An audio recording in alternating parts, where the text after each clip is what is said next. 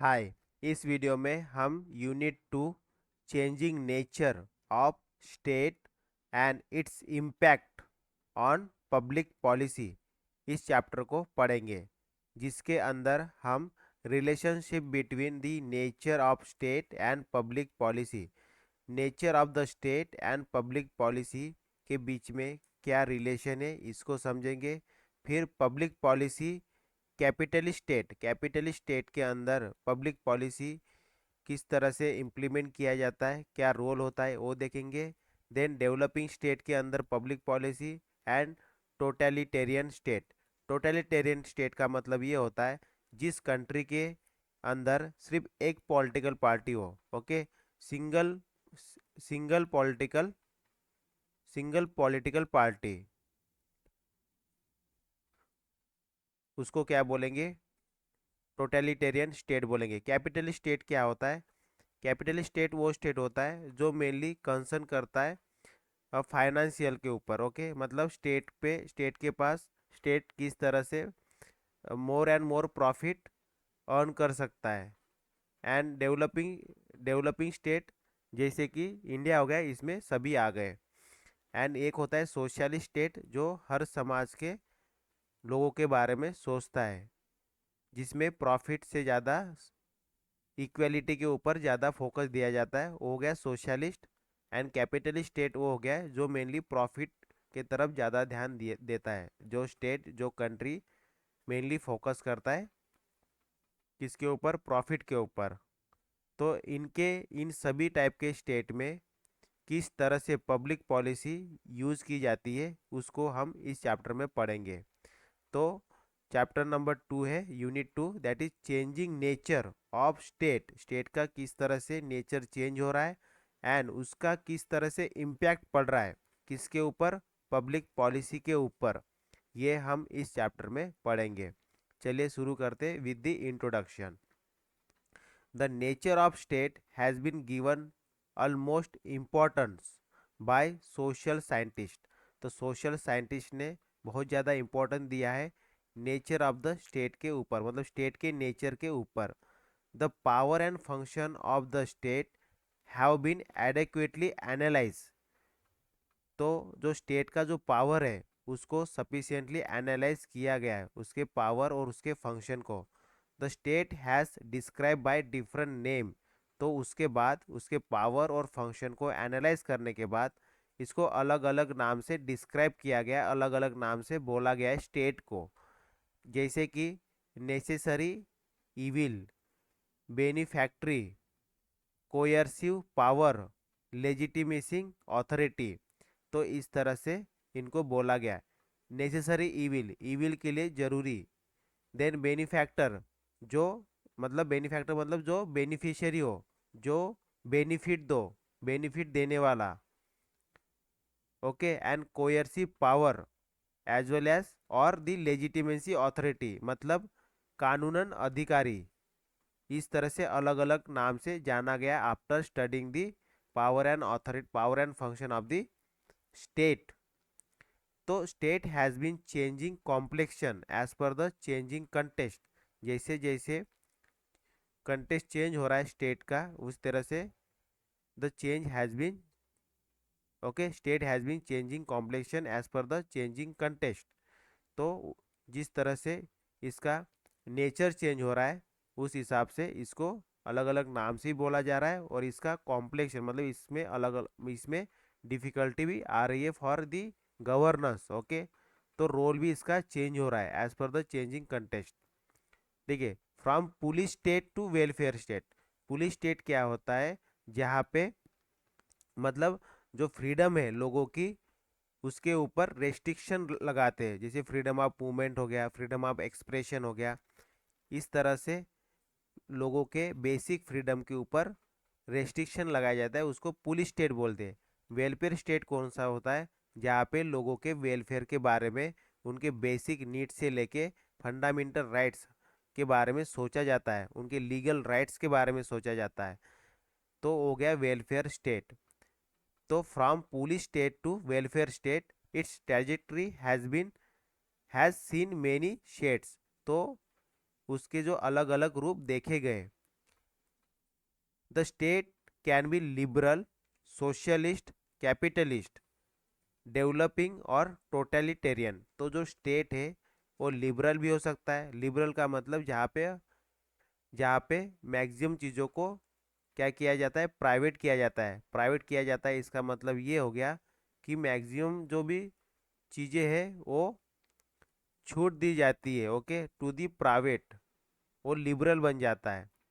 Socialist क्या होता है, जिसमें जो गवर्नमेंट की जो मैक्सिमम चीज़ें होती है वो क्या होती है, सरकार के पास होती है, so that government will be welfare, okay, वो इक्वलिटी को मेंटेन कर सके। ठीक है, ये कहाँ पे होता है, सोशलिस्ट में होता है। और कैपिटलिस्ट में क्या होता है, कैपिटलिस्ट में मेनली प्रॉफिट के बारे में सोचता है स्टेट। ठीक है, एंड डेवलपिंग और totalitarian, totalitarian where only one political party present in that country called the totalitarian state. तो इस तरह से जो स्टेट का नेचर है वो चेंज हो रहा है, ओके, अलग अलग टाइम पे। The different type of state have their specific policy. तो अलग अलग टाइप के स्टेट है, कोई लिबरल स्टेट है, कोई सोशलिस्ट है, कोई कैपिटलिस्ट है, कोई डेवलपिंग और टोटलिटेरियन है। तो इनके अलग अलग क्या होंगे, पॉलिसी भी होंगी। मेनी स्कॉलर जैसे कि Harold Lasswell and David Easton have focus on the need of policy studied to understand the functioning of the state. तो इन्होंने कहा कि अगर हमें फंक्शनिंग, स्टेट की फंक्शनिंग को समझना है तो हमें पॉलिसीज की स्टडी करना पड़ेगा। ठीक है, पॉलिसी को समझना पड़ेगा। Again against this backdrop we can say serious work on policy began to take root in 1950s। तो इसके ऊपर 1950 से सीरियस में स्टडी करना शुरू हो गया। किसके ऊपर, पब्लिक पॉलिसी के ऊपर। World war 2 had play havoc with the economics and state intervention become necessary factor. It influence on public policy become an academic field of study। तो जैसे ही वर्ल्ड वॉर 2 हुआ उसके बाद क्या हुआ, स्टेट का इंटरवेंशन बढ़ा। स्टेट का इंटरवेंशन बढ़ा तो फिर पब्लिक पॉलिसी के ऊपर स्टडी करना शुरू हो गया। It thus become important to understand the interplay between public policy and the nature of the state। तो हमें ये जरूरी हो जाता है अंडरस्टैंड, समझना कि किस तरह से पब्लिक पॉलिसी और स्टेट का नेचर किस तरह से एक दूसरे के साथ लिंक करते हैं, किस किस तरह एक दूसरे के साथ इंटरैक्ट करते हैं, ये हमें समझना है। तो Thomas R Dye has observed that public policy is whatever government choose to do or not do। तो पब्लिक पॉलिसी क्या होता है इनके अनुसार, इस स्कॉलर ने बताया कि गवर्नमेंट क्या चाहता है करना और क्या नहीं चाहता है, that is the public policy. Indeed public policy is the expression of the will of the state. तो ये क्या है, स्टेट का एक विल है, स्टेट का अपना खुद का विल है, okay. It is it is as old as government itself. No matter what form of government is there, public policy have always exist in one form or other depending upon the nature of the state।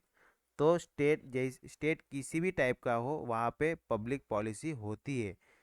ठीक है, with new development and technical advancement need of people are changing.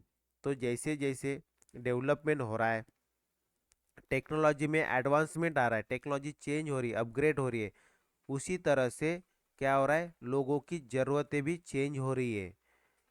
Hence the state is also undergoing a sea change in the nature and scope accordingly.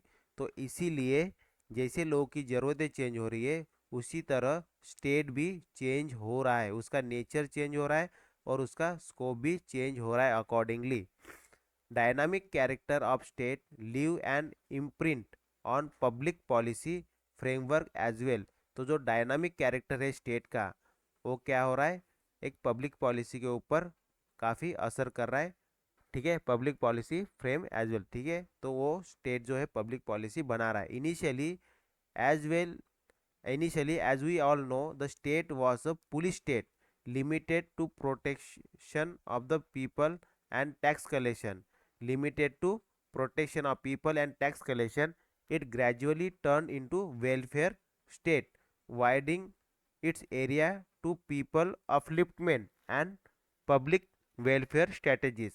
Hence, the scope of policy making has increased tremendously. तो जैसे ही state का role change हो गया, police state to welfare state बना, तो फिर जो पब्लिक पॉलिसी है उसका जो स्कोप है वो भी ट्रिमेंडसली बढ़ गया, उसका बहुत ज़्यादा स्कोप बढ़ गया। As Ferrel Heady has pointed out, the state is everywhere, it hardly leave a gap, it stand true of policy making also. In the welfare state, policy is formulated for every task, as is often observed from womb to tomb. Okay. In a similar way, in a democratic welfare state, government frame and progressive policies, liberal and progressive policies, while in the totalitarian state, the case is entirely opposite. Depending upon the nature of the state, there are different type of public policies like regulatory, substantive, distributive and redistributive etc. तो जिस तरह से state का nature होगा उस तरह से public policy बन जाएगी। और पब्लिक पॉलिसी उस तरह से बनती है, ठीक है, जैसे कि मतलब हर चीज़ में पब्लिक पॉलिसी बनी हुई है। ऊम से टॉम तक, मतलब जन्म से, जब जन्म में होता है, मतलब पेट में जब बच्चा होता है तब से लेके उसके मरने तक, टॉम तक, ओके, हर चीज़ में पब्लिक पॉलिसी देखा गई है। This have been discuss in our CBCS course that is BPSC 108। जब हम 108 पढ़ेंगे तो उसमें हम डिटेल में पढ़ेंगे कि public policy and administration in India. This unit would try to explain the relationship between nature of the state and public policy. तो इस यूनिट में हम पढ़ेंगे कि स्टेट का नेचर और पब्लिक पॉलिसी किस तरह से एक दूसरे के साथ इंटरलिंक करते हैं, किस तरह से जो नेचर ऑफ द स्टेट होता है वो किस तरह से पब्लिक पॉलिसी के ऊपर अपना इम्पैक्ट दिखाता है, ठीक है। It would also describe the nature of the public policies in different type of state. तो अलग अलग टाइप के स्टेट में किस तरह से पब्लिक पॉलिसी होती है वो हम इस चैप्टर में पढ़ेंगे। तो अलग अलग टाइप के स्टेट मतलब मैंने बताया कि जैसे लिबरल स्टेट हो गया, देन सोशलिस्ट स्टेट हो गया, कैपिटलिस्ट स्टेट हो गया, डेवलपिंग हो गया, डेवलपिंग और टोटलिटेरियन टाइप का स्टेट हो गया। तो ये अलग अलग टाइप के स्टेट होते हैं। लिबरल स्टेट मतलब जहाँ पे हर चीज़ छूट हो, ठीक है, टोटली प्राइवेट हो। सोशलिस्ट स्टेट मतलब जहाँ पे मैक्सिमम चीज़ें स्टेट के पास, गवर्नमेंट के पास होती है। और कैपिटलिस्ट स्टेट में क्या होता है, प्राइवेट पार्टी को ज़्यादा इंपॉर्टेंस दिया जाता है than the equality in the society, only concentrate on the profit by the government. Okay, government सिर्फ प्रॉफिट के बारे में सोचता है, that is capitalist. Okay, and totalitarian मतलब जहाँ पे सिर्फ एक पार्टी का वर्चस्व हो पूरे देश के अंदर। तो इस तरह से अलग अलग टाइप के स्टेट होते। तो स्टेट जैसे अलग होंगे वो अपने हिसाब से पॉलिसी बनाएंगे। तो यही हम इस चैप्टर में पढ़ेंगे। तो नेक्स्ट वीडियो में हम पढ़ेंगे relationship between the nature of the state and public policy. Public policy और जो नेचर ऑफ द स्टेट होता है उनके बीच में किस तरह से रिलेशन होता है, ठीक है, वो कैसे एक दूसरे के साथ एक दूसरे को इन्फ्लुएंस करते हैं, ये हम नेक्स्ट वीडियो में पढ़ेंगे। So that's all for this video. Thank you, bye bye.